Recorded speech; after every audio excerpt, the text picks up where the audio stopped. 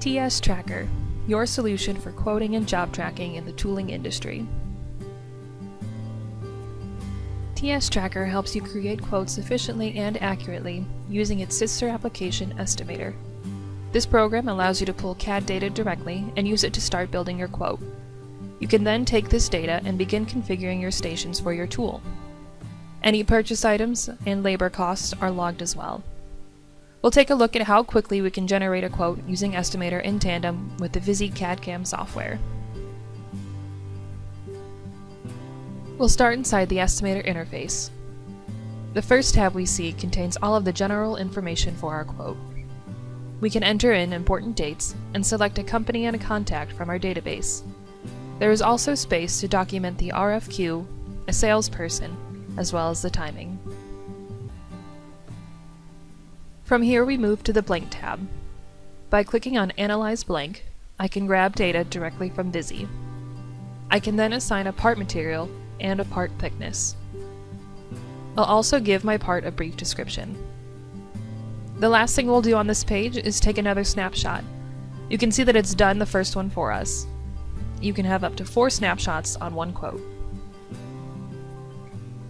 Let's move on to the Die Set tab. At this point, I'm ready to start estimating costs per station using cubic inches. I'll be sure to first input a stop block height to ensure I have a general height for my stations. Now I have a few station styles that I can choose from. I've got my defaults configured to start me with 6 stations. However, I can certainly add or remove stations with a click of a button. Each station has a main material and a multiplier that can be configured by the user. At the bottom of this tab, we only need to add a height for our upper and lower shoes, as the length and width have already been calculated. Next is the Materials tab. Any purchased items can be logged here. This list of materials is completely customizable and can be as general or as detailed as you'd like. Once we have our materials filled out, our material labor cost ratio will give us a cost breakdown in the Labor tab.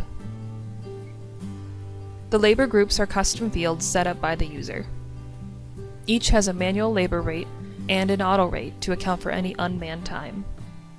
You can use the hours estimated, or you can manually override them. The final tab is used to account for anything that doesn't quite fit into materials or labor.